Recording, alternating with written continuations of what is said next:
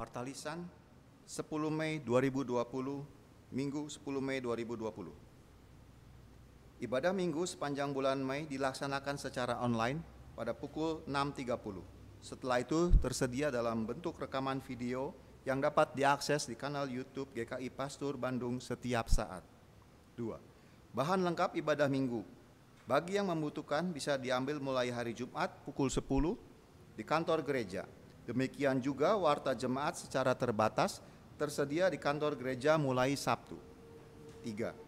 Pemahaman Alkitab online dilakukan live streaming setiap hari Kamis mulai pukul 18.30 dengan link YouTube tersedia mulai jam 18.25. 4. Bahan ibadah keluarga di rumah dari hari Senin sampai Sabtu akan dibagikan melalui WA Group wilayah atau komisi. 5. Sehubungan dengan banyaknya kegiatan online dari para pengerja GKI Pastur, antara lain sapaan pagi dan malam menggunakan teknologi informasi, dimohon jemaat dan simpatisan bisa memberitahukan nomor HP atau WA-nya ke salah seorang penatua ataupun kantor gereja, agar bisa mendapatkan layanan digital maupun info dari GKI Pastur yang up to date. 6. Kolekte praktis dengan QR. Bapak, Ibu, anggota jemaat dan simpatisan GKI Pastur mulai sekarang dapat menggunakan aplikasi QR Quick Response Code untuk menyampaikan persembahan mingguan atau kolekte secara praktis dan cepat. Cukup scan QR GKI Pastur dengan smartphone Anda, tulis nominalnya dan ketik PIN Anda, dana langsung masuk ke rekening GKI Pastur. Sistem ini dapat menerima sistem pembayaran dari BCA Mobil, Sakuku, OVO, GoPay, Dana, Link Aja, dan sebagainya. 7. QR Code sudah dicetak di warta jemaat, ditayangkan di video kebaktian dan hari ini dikirim di WA Group. 8. Untuk persembahan bulanan atau perpuluhan, kami sarankan tetap menggunakan mobile atau internet banking karena pada sistem QR Code Anda tidak bisa menulis pesan. 9. Persembahan minggu dan bulanan dapat ditransfer ke rekening bank BCA nomor rekening 2333005522 atas nama GKI Pastur. Dan persembahan pos Cimbeluit ditransfer ke rekening bank BCA nomor rekening 34609988882 atas nama Hardaya Hartawijaya atau Ekawati. Atau dimasukkan dalam amplop, diberi tanggal, disimpan dan diserahkan pada saat yang tepat atau kondusif di gereja. 10. Satgas COVID-19 GKI Pastur telah melakukan beberapa kegiatan, di antaranya 1. Bekerja sama dengan Satgas COVID-19 Klasis Bandung untuk pengadaan alat pelindung diri bagi tenaga medis rumah sakit. Total donasi sebesar 10 juta rupiah. 2. Pembagian 40 nasi bungkus di halaman gedung gereja setiap Selasa dan Jumat. 3. Pembagian paket sembako bagi anggota jemaat GKI Pastur, pos, dan simpatisan. Info detail kegiatan Satgas COVID-19 GKI Pastur dapat dibaca di warta jemaat tertulis secara online yang ada di kolom deskripsi. Bagi jemaat yang membutuhkan bantuan sembako maupun terlibat sebagai donatur, mohon bisa menghubungi salah satu penatua atau kantor gereja. Kami mengucapkan terima kasih kepada para donatur untuk dana, nasi bungkus, dan sembako atas bantuannya bagi sesama yang membutuhkan. 11. Persembahan untuk Satgas COVID dapat ditransfer ke rekening Bank BCA nomor rekening 2333005522 atas nama GKI Pastur dengan menambahkan angka 19 di akhir jumlah yang akan didonasikan. 12. Berita keluarga. Pemberitahuan kebaktian pemberkatan nikah. Kebaktian peneguhan pernikahan Stefanus Sunaria dengan nomor anggota S094, anggota GKI Pastur, dengan Welni Yara, anggota GPI Impact Community Batam, akan dilaksanakan pada hari Sabtu tanggal 16 Mei 2020. Tempat Frey Evangelist Gemeinde FEG Immanuel Berlin Gereja Indonesia. Perkawinan menurut hukum negara Jerman telah dilaksanakan pada hari Kamis 20 Februari 2020, tempat Kantor Catatan Sipil Charlottenburg, Wilmersdorf, Berlin, Republik Federal Jerman. Stefanus Sunaria dan Welni Yara saat ini berdomisili di Berlin.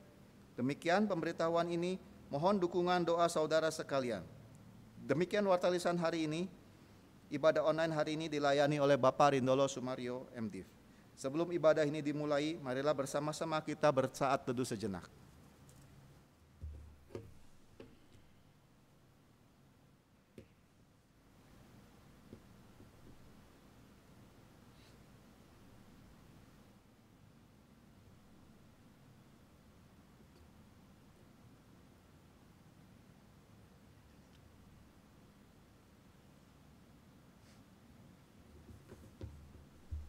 Panggilan beribadah. Dengan bangkit berdiri. Aku akan bersorak-sorak dan bersukacita karena kasih setiamu. Sebab Engkau telah menilik sengsaraku, telah memperhatikan kesesakan jiwaku. Tetapi aku, kepadamu aku percaya ya Tuhan, aku berkata, Engkaulah Allahku. Buatlah wajah-Mu bercahaya atas hamba-Mu, selamatkanlah aku oleh kasih setiamu.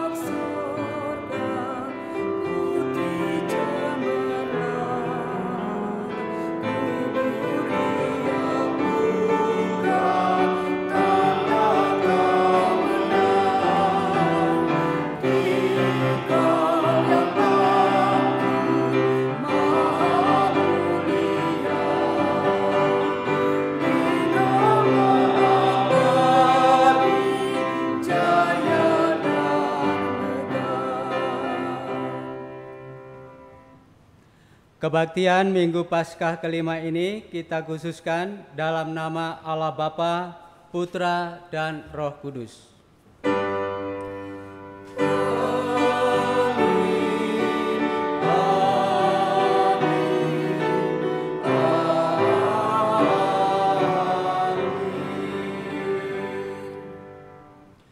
Kasih karunia dan damai sejahtera dari Allah Bapa kita dan dari Tuhan Yesus Kristus menyertai saudara. Dan menyertai saudara. Jemaat silakan duduk. Tema Minggu Paskah kelima ini adalah keberanian menjalani hidup. Melalui tema ini kita diingatkan untuk mengimani Allah yang penuh belas kasih di dalam kehidupan. Sehingga melaluinya kita berani untuk menjalani hidup ini, dan kita diingatkan untuk meneladani gaya hidup Yesus di dunia ini yang memperlihatkan kesetiaannya kepada Allah Bapa melalui penderitaannya yang harus ia tanggung. Mari kita terus bersandar padanya supaya keberanian dan kebenaran di dalam Tuhan boleh kita nyatakan.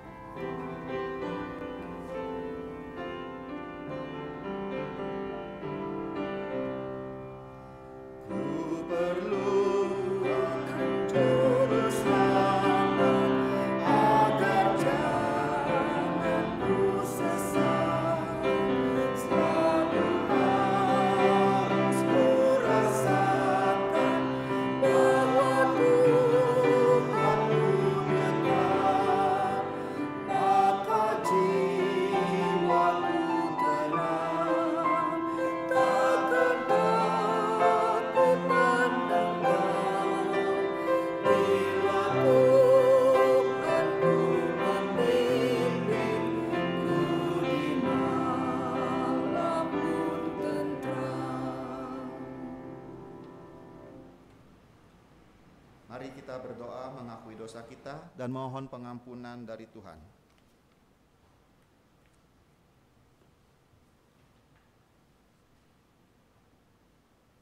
Ampuni kami, ya Bapa, yang seringkali tidak berani untuk berbagi berkat kepada sesama kami karena keraguan dan kekhawatiran di dalam hati kami. Ampuni kami yang tidak berani menyatakan yang benar karena kami takut dan melupakan penyertaan-Mu. Ampuni kami yang tidak menjadi teladan yang benar bagi sesama kami, terkhusus anggota keluarga kami.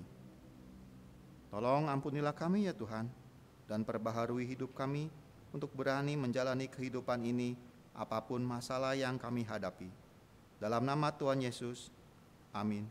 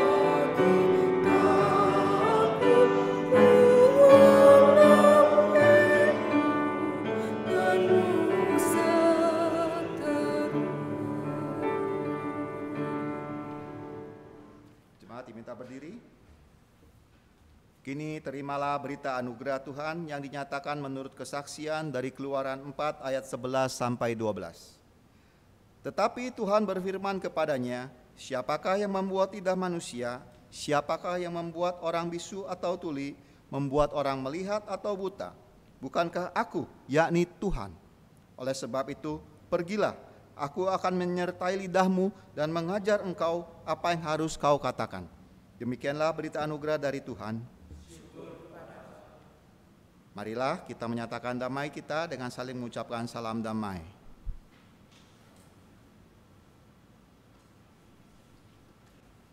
Mari dengan sukacita kita sambut anugerah yang Tuhan berikan dengan menyanyikan dari NKB 89.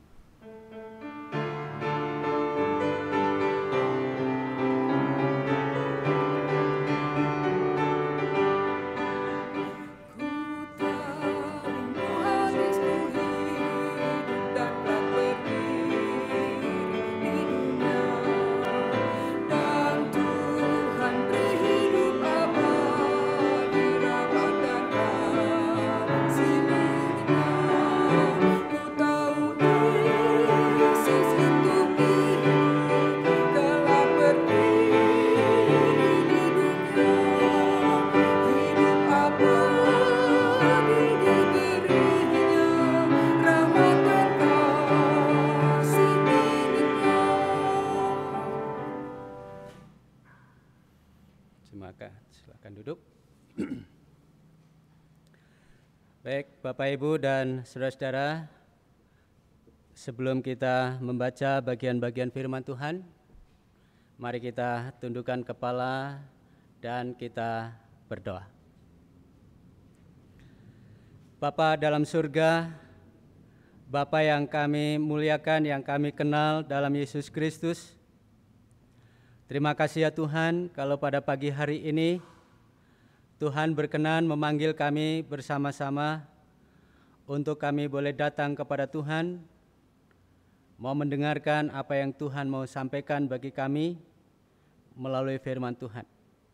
Kami mohon kiranya Tuhan yang akan memberkati kami semua, mencelikan mata rohani kami, supaya kami sungguh-sungguh dapat mengerti, dapat memahami, dan juga dimampukan untuk kami menghidupi firman Tuhan ini dalam kehidupan kami sehari-hari. Dengan segala kekurangan dan keterbatasan kami mohon hikmat dari Allah Roh Kudus, sehingga firman ini benar-benar memberkati kami semua, dan kami dikuatkan, diberikan pengharapan, dan juga diingatkan. Terima kasih ya Tuhan, berfirmanlah kepada kami karena kami siap untuk mendengar dan melakukannya. Di dalam Yesus Kristus, firman yang hidup, kami berdoa. Amin. Baik, Bapak, Ibu, dan saudara-saudara, mari kita buka Alkitab kita. Yang pertama kita akan lihat dari Kisah Rasul pasal yang ke-7, ayat 54 sampai ayat yang ke-60. Kisah Rasul pasal yang ke-7 ayat 54 sampai ayat yang ke-60. Demikian. Ketika anggota-anggota Mahkamah Agama itu mendengar semuanya itu, sangat tertusuk hati mereka. Maka mereka menyambutnya dengan gertakan gigi. Tetapi Stefanus yang penuh dengan Roh Kudus menatap ke langit, lalu melihat kemuliaan Allah, dan Yesus berdiri di sebelah kanan Allah. Lalu katanya, "Sungguh aku melihat langit terbuka dan Anak Manusia berdiri di sebelah kanan Allah." Maka berteriak-teriaklah mereka dan sambil menutup telinga serentak menyerbu dia. Mereka menyeret dia ke luar kota, lalu melemparinya, dan saksi-saksi meletakkan jubah mereka di depan kaki seorang muda yang bernama Saulus. Sedang mereka melemparinya, Stefanus berdoa, katanya, "Ya Tuhan Yesus, terimalah rohku." Sambil berlutut, ia berseru dengan suara nyaring, "Tuhan, janganlah tanggungkan dosa ini kepada mereka." Dan dengan perkataan itu meninggallah ia. Bacaan yang kedua kita akan lihat dari Yohanes pasal yang ke-14. Yohanes pasal yang ke-14 ayat 1 sampai ayat yang ke-14. "Janganlah gelisah hatimu, percayalah kepada Allah, percayalah juga kepadaku. Di rumah Bapakku banyak tempat tinggal. Jika tidak demikian, tentu aku mengatakannya kepadamu. Sebab aku pergi ke situ untuk menyediakan tempat bagimu. Dan apabila aku telah pergi ke situ dan telah menyediakan tempat bagimu, aku akan datang kembali dan membawa kamu ke tempatku, supaya di tempat di mana aku berada, kamu pun berada.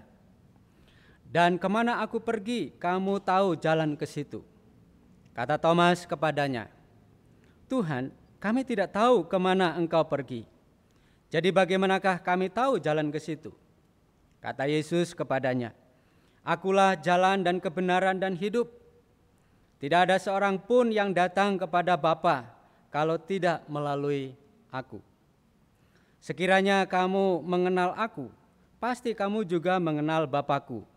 Sekarang ini kamu mengenal Dia, dan kamu telah melihat Dia." Kata Filipus kepadanya, "Tuhan, tunjukkanlah Bapa itu kepada kami. Itu sudah cukup bagi kami." Kata Yesus kepadanya, "Telah sekian lama aku bersama-sama kamu, Filipus, namun engkau tidak mengenal aku. Barang siapa telah melihat aku, ia telah melihat Bapa. Bagaimana engkau berkata, 'Tunjukkanlah Bapa itu kepada kami'?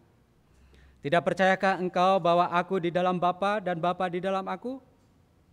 Apa yang aku katakan kepadamu tidak aku katakan dari diriku sendiri, tetapi Bapa yang diam di dalam aku, dialah yang melakukan pekerjaannya.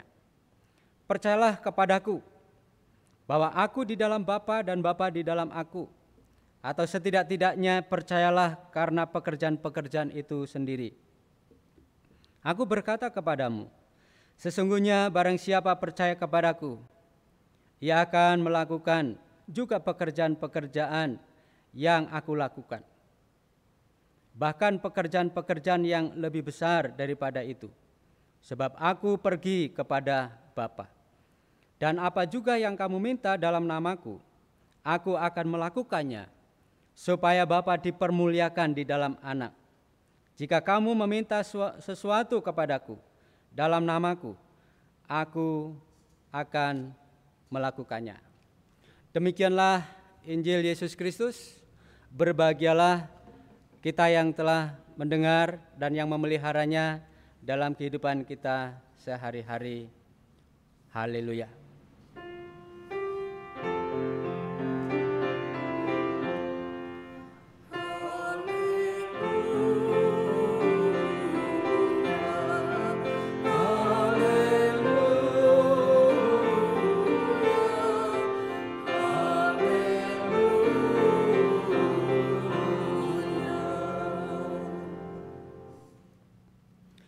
Baik Bapak Ibu dan saudara-saudara, firman Tuhan pada pagi hari ini dengan tema keberanian menjalani hidup. Keberanian menjalani hidup. Kita akan fokus di dalam dua bacaan, yaitu Yohanes dan juga Kisah Para Rasul. Banyak orang yang berani mati untuk berbagai alasan. Ya. Apakah itu oleh karena alasan ideologi, apakah itu alasan apa saja. Bahkan banyak orang yang berani mati. Ya. Dan ketika seseorang itu diperhadapkan pada suatu masalah, dan ketika masalah itu begitu berat, seringkali orang katakan, ya sudahlah, mati saja. Makanya banyak kasus bunuh diri. Nah, kasus bunuh diri itu membuktikan bahwa mereka tidak berani untuk menjalani kehidupan. Barangkali mereka berani untuk mati, makanya mau bunuh diri gitu kan. Tapi tidak berani untuk menjalani kehidupan. Barangkali oleh karena terlalu berat masalah yang dihadapinya. Baik Bapak Ibu dan saudara-saudara, mari kita lihat di dalam Yohanes pasal yang ke-14. Pasal yang ke-14, saya akan fokus di dalam ayat yang ke-6. Di dalam ayat yang ke-6 di situ dikatakan begini. Kata Yesus kepadanya, "Akulah jalan dan kebenaran dan hidup. Tidak ada seorang pun yang datang kepada Bapa kalau tidak melalui aku." Baik Bapak Ibu dan saudara, Yohanes pasal yang ke-14 biasanya teks ini dipakai untuk menyampaikan firman Tuhan dalam konteks duka cita. Duka cita. Jadi ketika ada jemaat yang meninggal lalu ada ibadah penghiburan, biasanya pendeta hamba Tuhan itu mengambil teks ini. Kebanyakan teks ini diambil. Kenapa teks ini diambil? Ternyata memang teks ini punya konteks di mana Yesus sedang memberitahukan kepada para murid bahwa Yesus akan menjalani masa-masa sengsara. Yesus akan menjalani masa-masa penderitaan.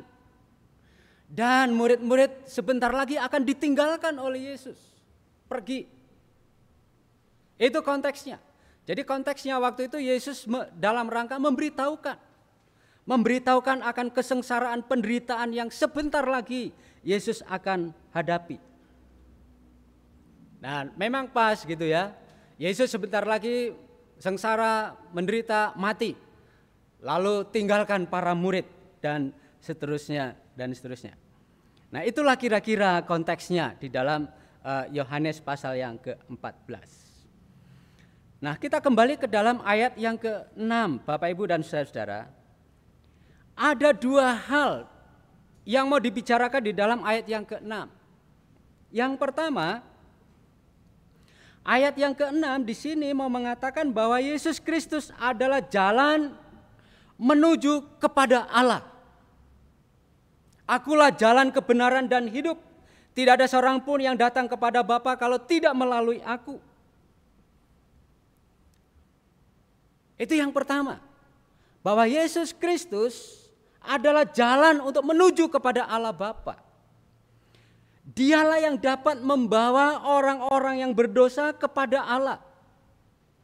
Hanya dialah yang bisa membawa orang-orang yang jauh dari Allah itu akhirnya bisa sampai kepada Allah. Melalui apa? Melalui pengorbanannya yang dia jalani. Masa-masa kesengsaraannya, masa-masa penderitaannya. Lalu dia memberikan dirinya mati di atas kayu salib. Jadi olehnya setiap orang bisa yang percaya kepada dia, menerima dia sebagai Tuhan dan Juru Selamat, dia memperoleh hidup yang kekal. Itu poin yang pertama. Jadi betul Yesus Kristus adalah jalan menuju kepada Allah Bapa di surga. Itu yang pertama. Lalu yang kedua adalah yang menarik dalam bahasa Yunani, jalan itu adalah hodos. Yang berarti cara hidup, cara bertindak, dan gaya hidup Yesus. Ya. Jadi akulah jalan bukan hanya berbicara tentang Yesus jalan masuk ke surga. Bukan itu saja. Tetapi ternyata jalan dalam bahasa Yunaninya itu adalah hodos, itu berarti cara hidup Yesus. Gaya hidup Yesus. Cara bertindak tanduk Yesus. Jadi apa yang Yesus lakukan, apa yang Yesus kerjakan, apa yang Yesus ajarkan, itu menjadi jalan. Dan dalam bahasa Yunaninya ego emi he hodos itu mau mengatakan bahwa Yesus mengajak kepada para murid untuk mengikuti jalan hidup Yesus. Gaya hidup Yesus, perilaku hidup Yesus, cara pekerjaan yang Yesus lakukan dan seterusnya dan seterusnya. Jadi ayat yang ke-6 bagian yang kedua, Yesus mau mengatakan bahwa murid-murid harus mengikuti perilaku, gaya hidup, dan apa yang Yesus kerjakan. Itu yang disebut dengan ego emi he hodos. Ya. Bapak, Ibu, dan saudara-saudara, jadi khotbah pada pagi hari ini titik beratnya pada gaya hidup Yesus, cara hidup Yesus. Jalan kehidupan yang Yesus jalani, yang itu harus menjadi model atau role dalam kehidupan para murid dan juga orang-orang percaya. Bapak, Ibu, dan saudara, contoh perilaku Yesus itu ketika Yesus hidup melayani, Yesus menyembuhkan banyak orang-orang sakit. Artinya dia betul-betul melawat, mengunjungi orang-orang sakit dan menyembuhkan. Yesus juga mengusir roh jahat. Lalu orang-orang yang dirasuk roh jahat itu dilepaskan, dibebaskan dari ikatan kuasa kegelapan. Kemudian Yesus juga mengajar firman Allah. Itu yang terkenal dengan Yesus mengajar di bukit. Itu Matius pasal 5 sampai pasal yang ke-7. Kemudian Yesus memberitakan Injil dari desa ke desa, dari kota ke kota. Lalu Yesus juga bagaimana menghadapi para ahli Taurat, orang Farisi, orang Saduki, dan seterusnya dan seterusnya. Kemudian puncaknya adalah jalan salib. Itu yang Yesus beritahukan di dalam Yohanes pasal yang ke-14. jalan salib inilah gaya kehidupan, cara hidup yang Yesus jalani. Di dalam Matius pasal 20 ayat 28. Matius pasal yang ke-20 ayat 28. Di situ dikatakan sama seperti anak manusia datang bukan untuk dilayani, melainkan untuk melayani dan untuk memberikan nyawanya menjadi tebusan bagi banyak orang. Inilah gaya hidup. Inilah cara hidup yang Yesus jalani. Bukan untuk dilayani, tetapi melayani. Bahkan memberikan nyawanya untuk penebusan bagi banyak orang. Kemudian di dalam Yohanes pasal yang ke-15 ayat 13. Tidak ada kasih yang lebih besar daripada kasih seorang yang memberikan nyawanya untuk sahabat-sahabatnya.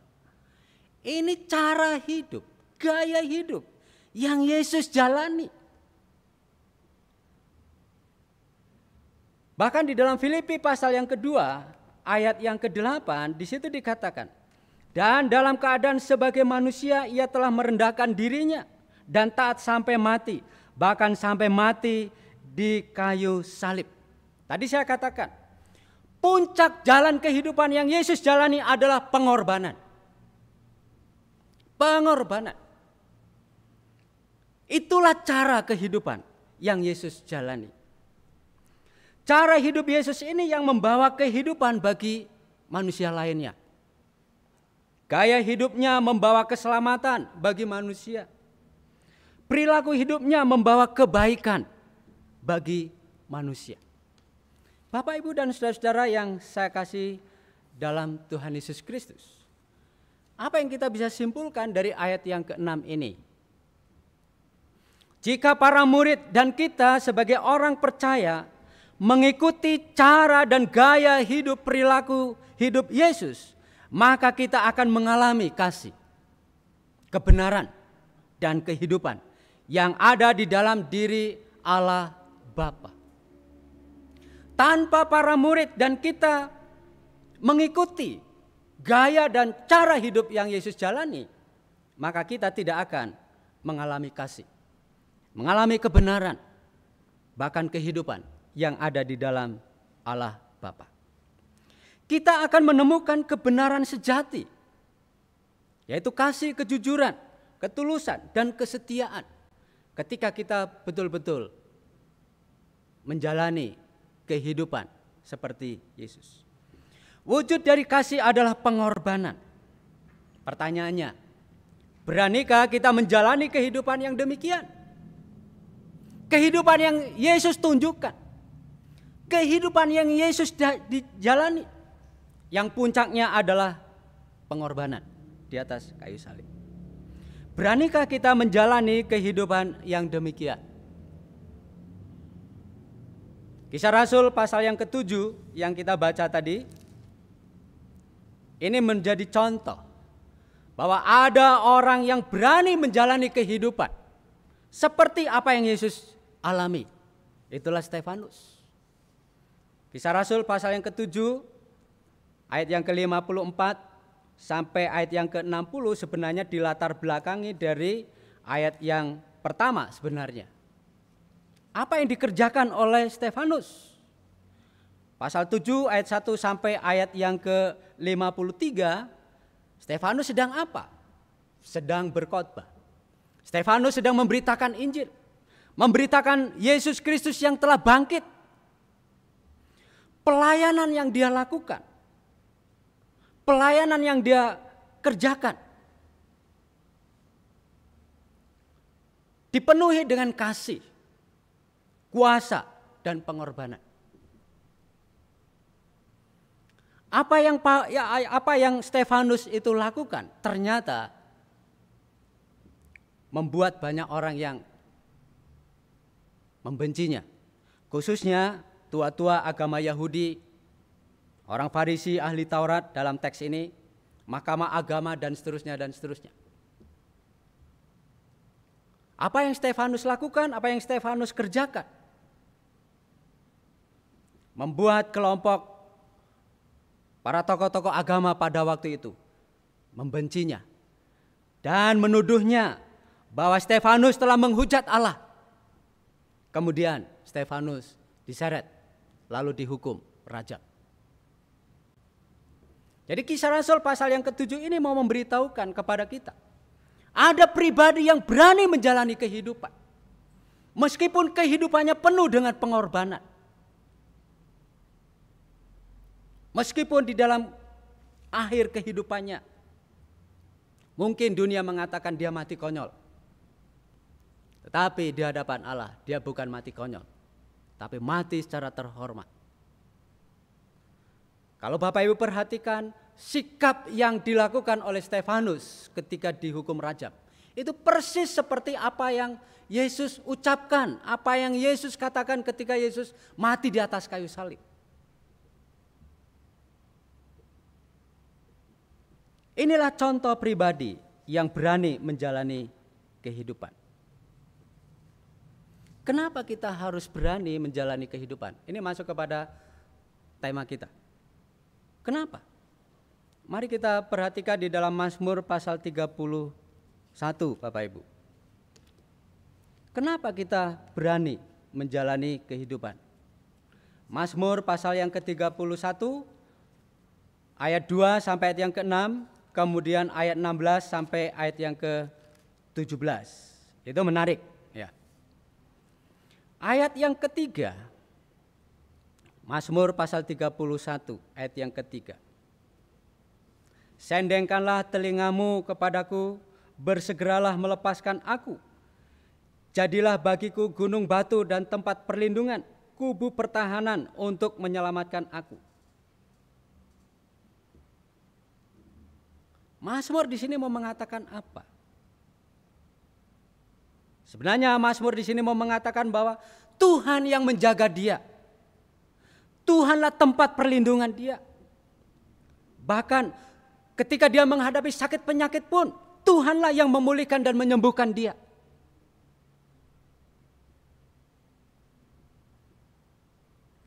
Bahkan ketika pemazmur ini terpuruk sekalipun, Tuhanlah yang mengangkat dia. Di dalam ayat yang ke-16 di situ dikatakan, masa hidupku ada di dalam tanganmu, lepaskanlah aku. Jadi ayat ini mau mengatakan bahwa hidup kita ada di dalam tangan Allah. Dan kita bisa menghadapi semuanya itu dengan penuh sukacita. Itu yang dikatakan oleh pemazmur. Kenapa kita harus berani menjalani kehidupan ini? Meskipun kehidupan itu penuh dengan barangkali kesusahan dan penderitaan. Pemazmur mengingatkan, Tuhanlah tempat perlindungan. Tuhanlah yang akan memulihkan dan menyembuhkan. Tuhanlah yang akan menghidupkan dan seterusnya dan seterusnya. Itulah penegasan yang disampaikan oleh pemazmur. Jadi jangan takut, kira-kira begitu. Jangan takut, jangan khawatir, hadapi, jalani kehidupan itu karena ada Tuhan. Itu yang dikatakan oleh pemazmur. Baik Bapak Ibu dan saudara yang saya kasih dalam Tuhan. Mari kita masuk pada implikasinya. Sebenarnya firman Tuhan ini dengan tema keberanian menjalani kehidupan. Apa yang kita bisa pelajari? Yang pertama Bapak Ibu dan saudara, hidup memang berat. Dunia yang kita jalani berat, iya. Apalagi dalam situasi kondisi saat ini. Bukan hanya Indonesia yang menderita oleh karena virus corona. Hampir seluruh dunia. Bukan hanya menewaskan sekian ratus ribu orang, tetapi dampak dari virus corona ini, denyut ekonomi bisa dikatakan mungkin 50% jalannya. Tetapi dampaknya begitu luar biasa. Jadi bisa dikatakan bahwa virus corona membuat dunia semakin hari semakin menderita.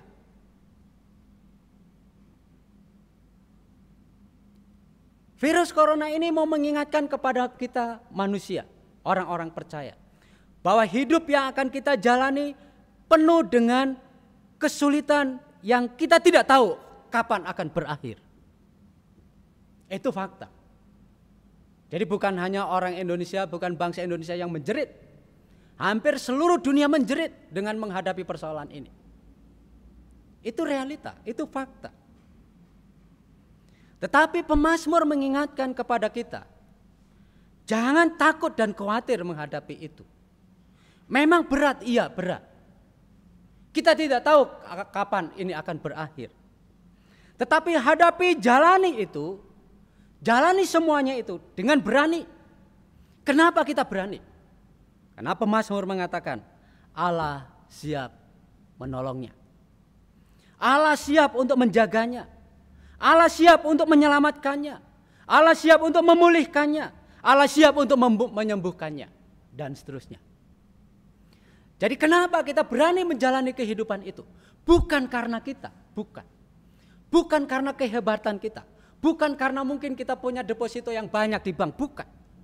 Tapi karena Tuhan yang menjamin. Sehingga kita berani menjalani itu. Hidup atau mati kita ada di dalam tangannya. Itu pesan sesuai dengan pesannya Mazmur 31. Hidup kita itu ada di dalam tangan Allah. Apa yang akan terjadi ke depan? Semuanya ada di dalam tangan Allah. Semuanya ada di dalam kedaulatan Allah. Itulah kira-kira pengakuan dari pemazmur itu sendiri. Jalani hidup ini dengan berani. Bukan karena kita hebat, tapi karena Tuhan yang hebat. Tuhan yang akan menolong dan menuntun kita memasuki, menghadapi semuanya itu bersama dengan Tuhan. Yang terakhir, implikasi yang terakhir Bapak Ibu. Cara dan gaya hidup yang kita jalani akan menentukan kita sampai kepada Bapa surga atau tidak. Jika kita tidak meneladani gaya dan cara hidup Yesus, kita tidak akan sampai kepada Bapa. Betul, Yesus Kristus adalah jalan menuju kepada Bapa di surga. Tetapi yang kedua, gaya hidup Yesus, cara hidup Yesus, perilaku Yesus, kehidupan yang Yesus jalani, itu harus diikuti oleh para murid maupun oleh kita, orang-orang percaya. Sehingga itu dapat menjamin kita bisa sampai kepada Bapa di surga. Mari kita jalani kehidupan ini dengan penuh keyakinan dan pengharapan kepada Yesus Kristus yang sudah bangkit, bahwa Dia yang akan menjamin kehidupan kita. Meskipun hidup kita itu penuh dengan beban yang berat. Jangan takut. Mari kita jalani bersama dengan Dia yang sudah bangkit. Kiranya Tuhan memberkati kita semua. Amin. Mari kita saat teduh.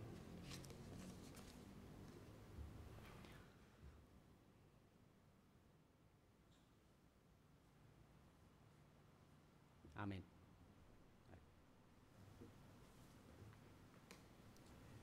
Jemaat diminta bangkit berdiri. Mari kita memperbarui janji baptisan kita dengan mengakui iman percaya kita demikian.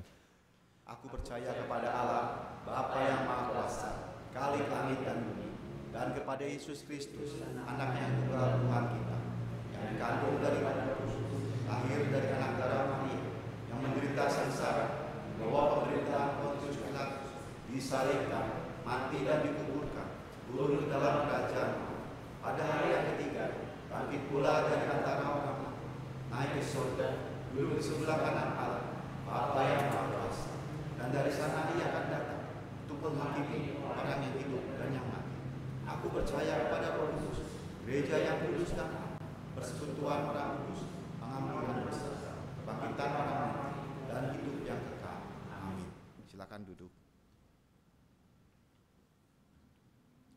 Majelis Jemaat mengucapkan selamat ulang tahun bagi anggota jemaat dan simpatisan yang berulang tahun pada tanggal 4 sampai 10 Mei.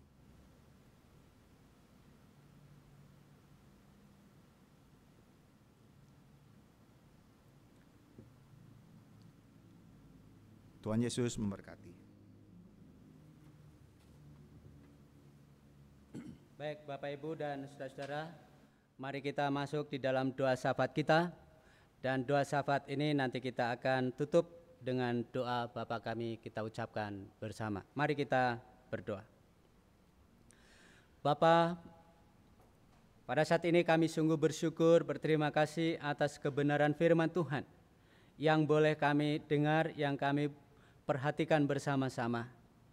Biarlah firman ini sungguh-sungguh kami hayati, kami simpan, dan kami hidupi dalam kehidupan kami sehari-hari. Hidup yang kami jalani ke depan bukan semakin hari semakin ringan atau semakin baik. Mungkin kehidupan yang akan kami jalani semakin hari semakin berat.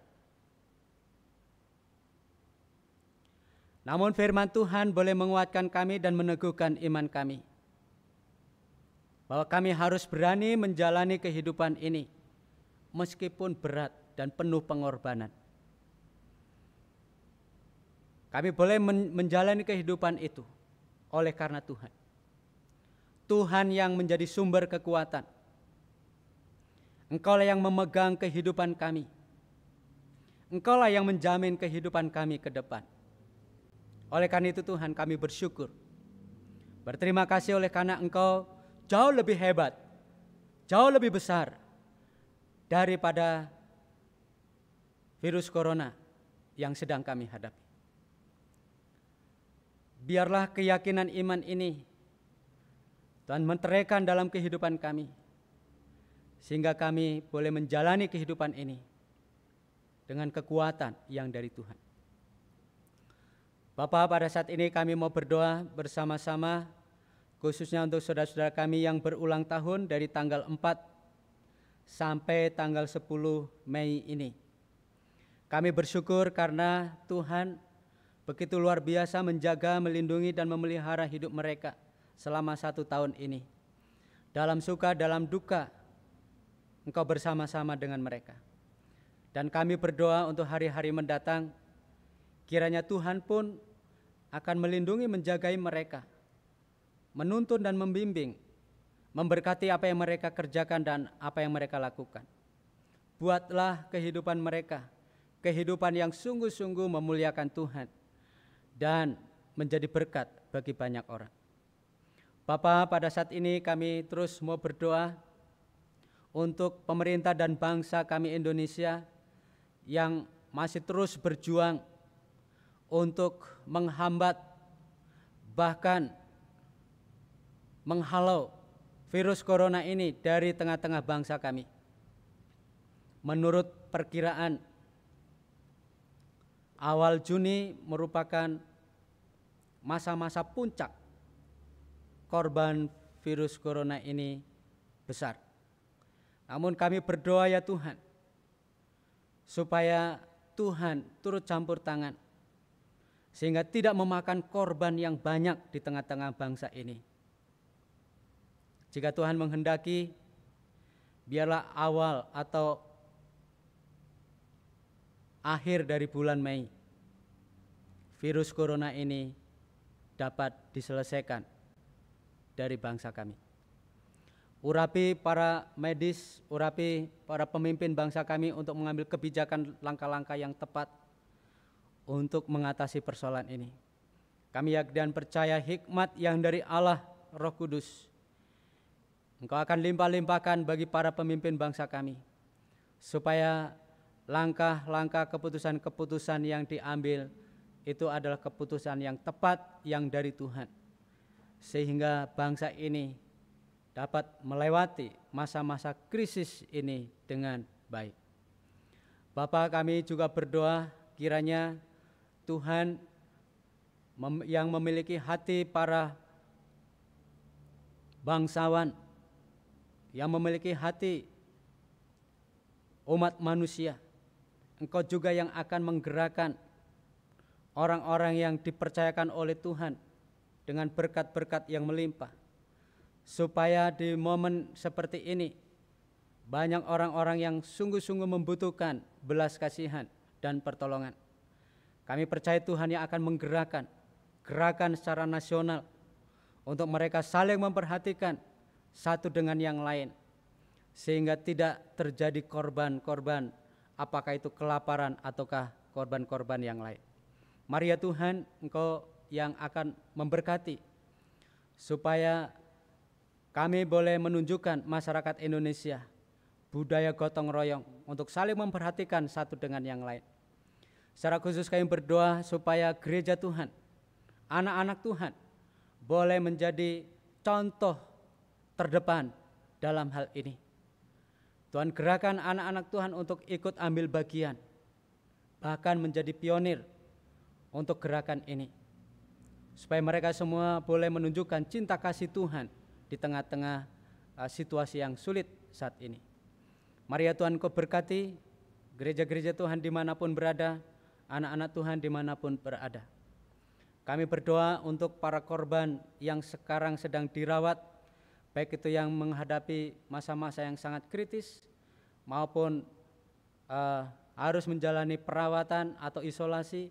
Mari ya Tuhan, Kau berkati, kuatkan, hiburkan, teguhkan iman mereka supaya mereka boleh cepat dipulihkan. Segala bentuk pelayanan yang dilakukan oleh gerejamu di tempat ini, kiranya Tuhan berkati dengan segala kekurangan dan keterbatasannya. Mari ya Tuhan, biarlah Engkau yang dimuliakan, diagungkan atas semuanya ini. Inilah doa kami ya Tuhan, yang kami naikkan di dalam Yesus Kristus, yang sudah mengajarkan kami berdoa demikian. Bapa kami yang di surga, dikuduskanlah namamu, datanglah kerajaanmu, jadilah kehendak-Mu di bumi seperti di surga. Berikanlah kami pada hari ini makanan kami yang secukupnya, dan ampunilah kami akan kesalahan kami, seperti kami juga mengampuni orang yang bersalah kepada kami. Dan janganlah membawa kami ke dalam pencobaan, tetapi lepaskanlah kami daripada yang jahat, karena Engkaulah yang mempunyai kerajaan dan kuasa dan kemuliaan sampai selama-lamanya. Amin.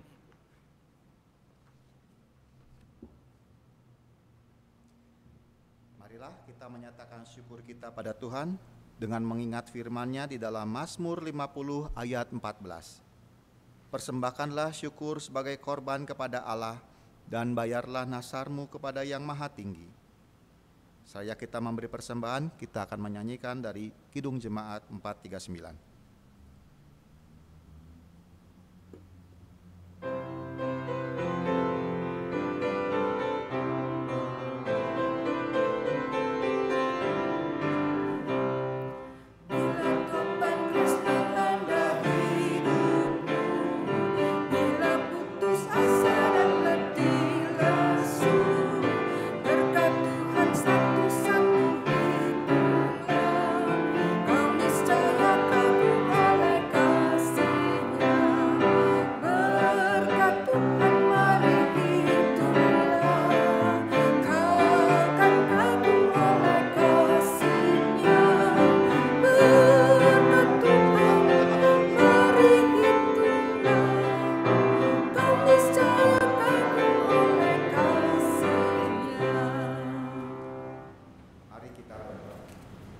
Bapa Surgawi, terpujilah nama-Mu di tempat ini.